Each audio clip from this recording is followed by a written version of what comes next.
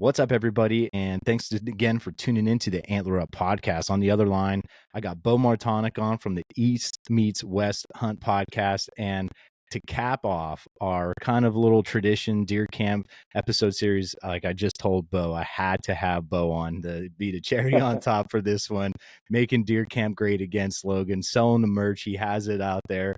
So, Beau, man, welcome to the podcast. Yeah, thanks, Jeremy. It's good getting to catch up with you again. I I know, appreciate you dude. having me on.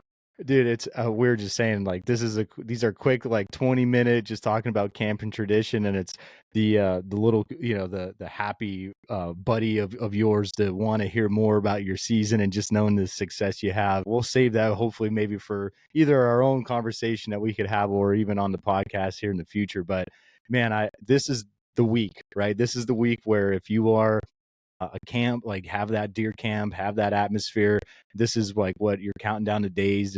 Thanksgiving's right around the corner. So, man, I'm anxious to hear about a little bit more about your upbringing, just because of this is something that you've been really pushing over the last like 2 years, and it's finally has. I feel like we're on that upswing for people doing it. Like I said, now countless of conversations, like me and my buddies, we have our own place now, which is kind of cool. And I'm looking forward to hearing your perspective things. So, Beau, like right off the rip, dude, what were some of your earliest hunting traditions that you remember growing up, and who was the backbone behind those? So I've had a deer camp since I was a kid, since I grew up. My grandfather bought our deer camp in the late 80s, sometime around then, and it was literally just a shack that was just one room, holes in the floor, porcupines living in there, like just not. And he had really fixed it up with the help of the rest of my family into what we have today, which still isn't anything crazy. It's just two rooms that there's no running water, there is electricity and a DVD player and stuff there, but it's nothing special. But I just remember, but to me it's extremely special to be able to have that with all the memories there. But growing up as a kid, I mean, I was, man, as younger than I should have been over there learning to shoot guns with my grandfather. It was probably like my earliest memories that I have. It wasn't even during deer season or anything. It was just going to camp and learning to shoot 22s. And I just remember him just driving it down my throat, as far as like he'd give me one shell. He's like, yeah, you don't want to be one of those guys that are just, cranking them out there. You got to learn to make it count with this one shell. And that was something that I remember at a very young age and trying to get good at that as I grew up, and then eventually being, a part of the guys that would go there for deer camp in the days leading up to the season to have steak dinners and cooking on the grill and hanging out and playing cards and listening to all the old guys' stories from the past. Like those are the memories I remember from deer camp. Yeah, dude. Well, it's always unique too, just because, like you were saying, you would even go up there when it wasn't deer camp. But how amazing probably was it, like as when you finally turned that 12 years old and were able to go up for your first deer camp, like that feeling of maybe going there and doing a fishing trip or a camping trip in I don't know, say July with your grandfather and your dad, and then come November and it was that first year. I'm sure that was like such a different feel of, okay, I'm going to camp in July. That's all good and dandy. But then that November, that first one, I'm sure was probably like so amazing. Yeah, 100%. And I remember my first deer was a spike that I'd shot with a 22 Hornet the opening day of rifle season. And I remember taking that there and finally being one of the guys that has a deer in the bed of the truck to everyone to come out and look at it and talk through it. And that was like the moment when I really felt like, all right, I'm Yeah. part of the crew now. Yeah, no, that's great, Bo. So let me ask you this, just because you've been doing some really great things like with your friends over the last couple of years, and for a very long time, I should even say, I shouldn't say the last couple of years. It's just been the last couple of years that you see it out there basically through social media and whatnot. The things that you've learned from your grandfather, from your dad, and your relatives, and even close friends and stuff like that. How did those experiences shape the dynamics now, like when you are with Johnny, when you are with Bill and your cousin and all that stuff, like how, like growing up, all those memories and the things you've gone through like at camp, how does that shape what you guys do now today?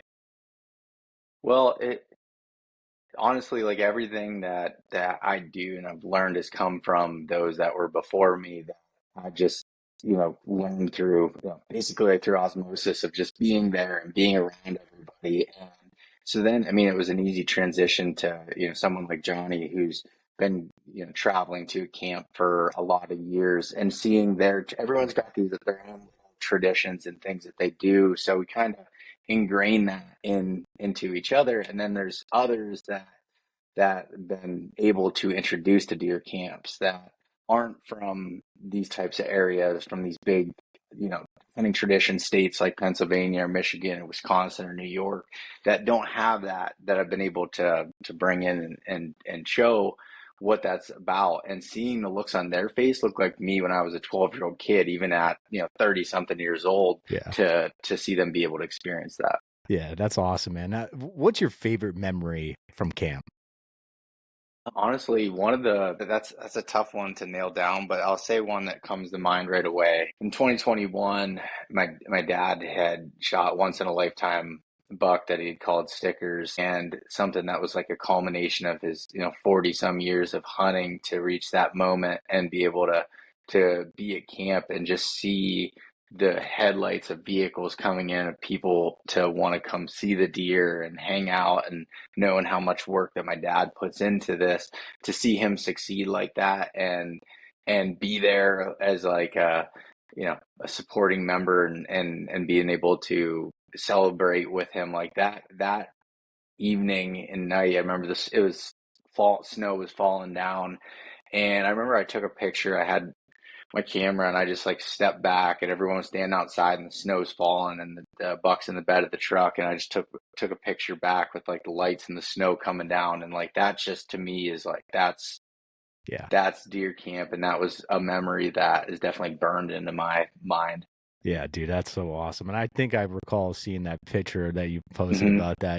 I just remember being like, "Pooh, that is awesome." Like that's the stuff Yeah. that like even if you, like you said, even if you're coming from out of state, like when you look at that, you're like, I want that. I want to be there. I want to be in the presence of that. Because when a good friend or a family member knocks down a really good deer or something that, like you said, the history or something along those lines, how much work someone puts in, and you're really fired up and you want to see that. That did capture that, but also the essence of what deer camp is like, going and getting there and doing participating in that stuff. And what a cool photo that was. And like you said, awesome memory. And now to kind of build off of that, that's that hunting kind of memory. What about like a non-hunting, say, not necessarily memory, but like a ritual? And like, do you guys do any certain meals? Like, hey, dad, always makes this or brings this, or Beau brings this, anything that's like a ritual for you guys, like as far as meals, storytelling, any preparation things that you guys do? Just because like now this year, you're going up to camp without a buck tag in your pocket, right? So like, Yeah. so you got that pressure off you basically for that. So now you get to roll in, have a good time, basically help out whoever else is in camp with the tag. So like, what are some traditions and rituals that you guys do?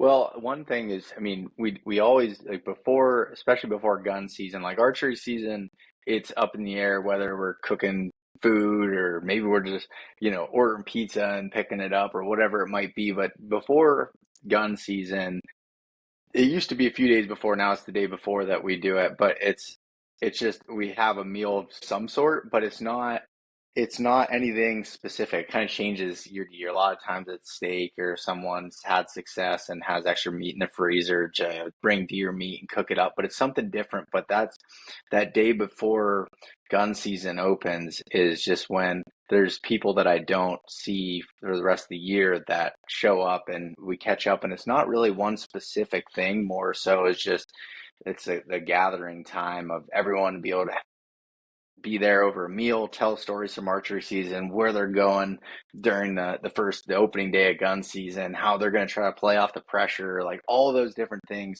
It's really just that moment of just having everybody together. And I think that's where that day we have more people there than any other time, just as far as, scheduling conflicts and stuff. And there's people that don't live in the area anymore that come into town from, wherever because of Thanksgiving, like all those different things. That's what kind of makes it. One thing that we used to do that we don't do as much anymore because there's not as many of the older guys there, but was playing cards. Hmm. That was always a tradition that we would play cards and sit at the table and mostly cinch. Are you familiar with cinch? Oh, yeah, yeah, yeah. Yeah, mostly it's funny because like that game is something that I don't hear about a whole lot like outside of Pennsylvania, but it's like super strong Yeah. in our area, especially of people that like to play that. So that's something that we've always done for a long time. Yeah, Cinch, and for me growing up, Cinch was a popular one just with hanging out with some guys, but then also numbers. And it was just like, I don't know if it's like an Italian thing. I'm probably gonna butcher it, but basically, I don't know. It sounds like you're throwing gibberish out there, and you throw down numbers. And I like, for the life of me, I never really got into it, just because I felt like I No, was younger. But watching all these older guys like throw down numbers, and they're arguing, or like, I threw a 2 down, and it's like, what the hell is going on? yeah. But guys would be going nuts because, like I said, we never really had a camp, but at the cat like the mountain where we hunted, there is a kind of like a structure, basically, like you said, like a shed, and guys would go there. My dad and I would kind of stop there at the end of the night, but we never did anything, stay there. We never all that type of stuff. But like we would hang out post hunt and see what there would be a deer on the pole or something like that. But it wasn't like a true camp-esque free feel for my dad and I. But Well, yeah, so well, go ahead. oh, I was just gonna say, but that right there's two things I want to say on that. But that right there, like deer camp doesn't matter of the place per se. It's the Hmm. people that are there and what you're doing more so than, it doesn't matter if you're renting a place or you're setting up tents. Like that doesn't matter as much as like just it's a place for people to gather and something like, especially during gun season is that's Hmm. what we're coming up here in PA. Like archery season is for at least for us is a very solo type endeavor, and to be able to bring that back around and tell the stories and have that camaraderie and maybe do some group hunts in gun season is like that's something I really look forward to. But another tradition that I thought about was that we do is we have photos hung on the wall from back all the way back in the 70s. So every year that when people have success, they print out photo, old school, not on your phone, print it out. They write, the usually the most of them are Pennsylvania, but say the state, the date, and then how many points it is, and then we tack it to the wall, and we got different walls that are covered in photos, and every year I go there multiple times. I just look at those old photos and go through them, and it's pretty cool to be able to add to that. And now there's new people that come to our camp that eventually get added to the wall as they spend more time there. So someone had asked me, how do we get into a camp like yours? And it's like we don't have like a roster group Yeah. of like, are you're a member of it? It's just it's family and friends that get together and they're all welcome. So Dude, that's awesome. Dude, I can only imagine what Mason's wall's starting to look like. no, right? We try to take his off. We try to keep his out of there. No, that's good, man. So let me ask you this about like traditions, and I know obviously it's probably uh, the best that you can, just maybe from your point of view, just because I don't want you to speak for Bill and for Lee from Seek One, but like how when you were saying earlier when you said about like taking guys that like are our age, right? Like if you take me up there as a 37-year-old dude that it might walk in and like you said, look at those photos and get a chance to experience all the other great hunters and listen to them. But like for a guy like Lee from Seek One, you look at Bill Thompson from Spartan Forge. Like, what do you think? Like when you think back to their first time visiting your camp or hunting with you in those group hunts, like just how cool was it to open up their eyes to that atmosphere?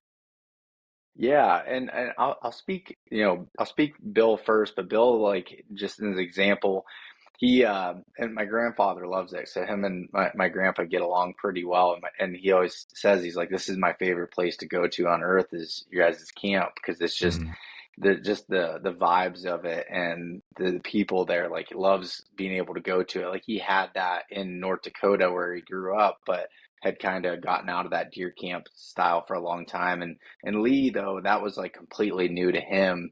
And as he had said, he's like, it's just so nice to just have so many people that get together, and then also just like his experience of getting to hunt some of the big woods now. He's like, it's just so nice to just, you can really go wherever and not worry about property lines and go there. And you got so many people that are willing to help out and share information and what are you seeing? Okay, well, I'm seeing more success hunting around, doe bedding areas right now versus funnels, and that might shift some people's strategies going forward. And just having that ability to bounce those ideas off everyone and do it all in one place versus just over the phone, like that's Yeah. from hearing that from them, that's what. I think having those outside people come in really made me appreciate what I had a lot more, just because of hearing like I don't have that.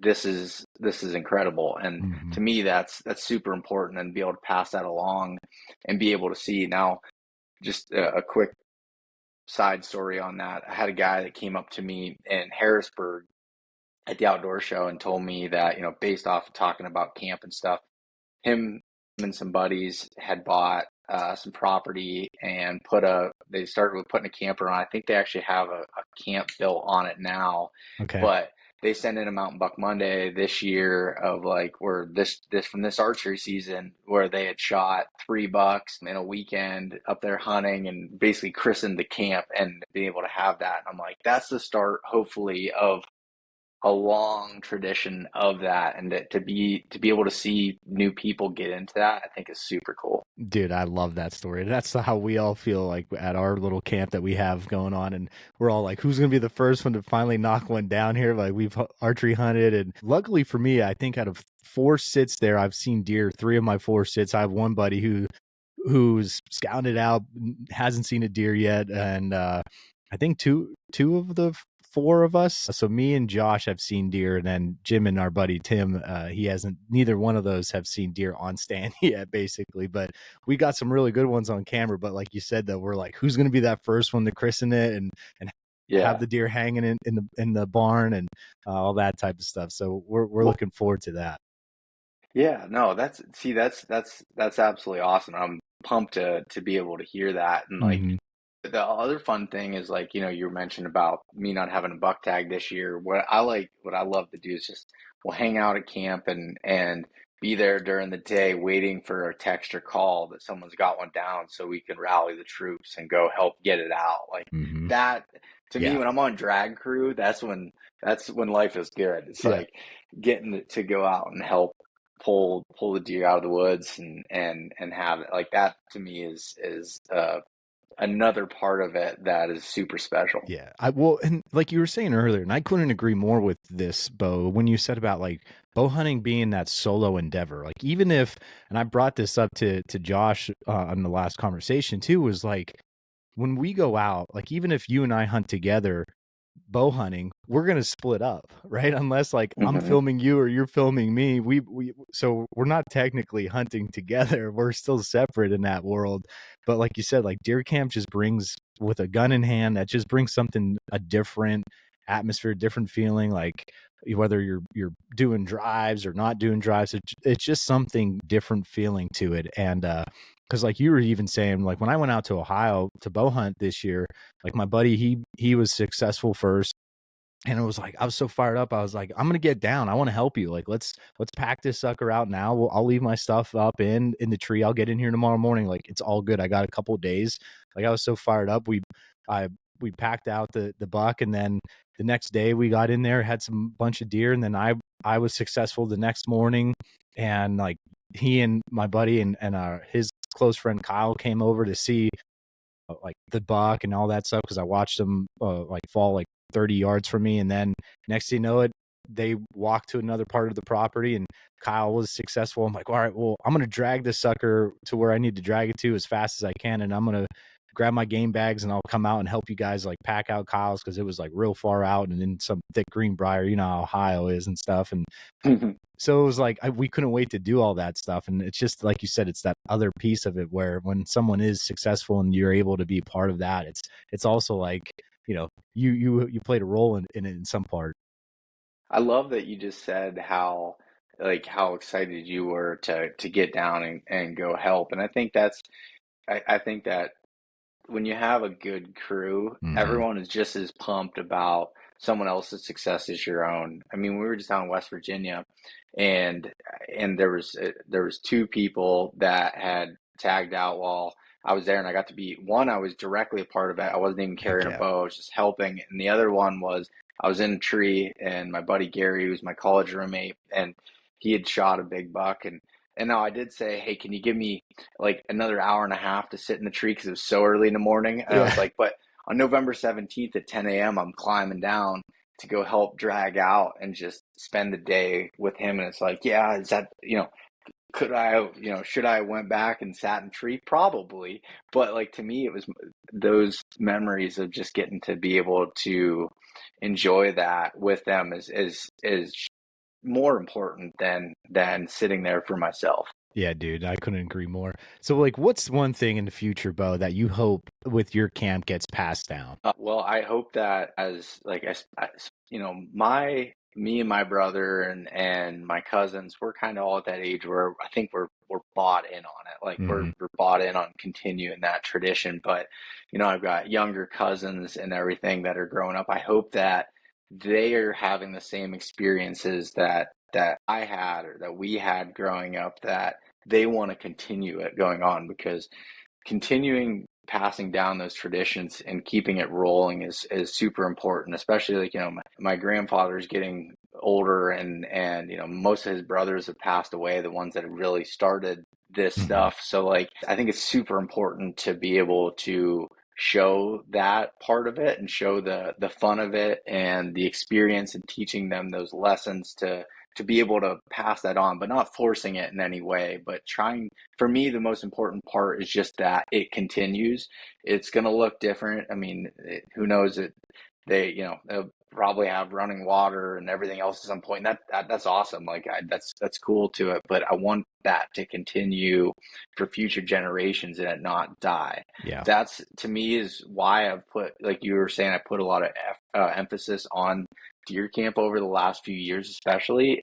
And that, I mean, my deer camp hasn't changed, but what, for me, I've noticed that there are a lot of camps that are dying, and there's a lot of people that don't go to camp anymore, don't have them, that are dying with the older generations. And it's really, really important to me that we continue that and try to grow that part of it, because there's so many, and I'm not going to get on a rant about social media and big bucks. Like, I'm a part of it and I love chasing big bucks, and I think that's awesome. But there's that other aspect of it that I think is so important, and having that fun and having those traditions, those life lessons that you learn at camp, like that, to me is super special and can help really mold a person and make them better in every aspect of their life. And I want to see that continue.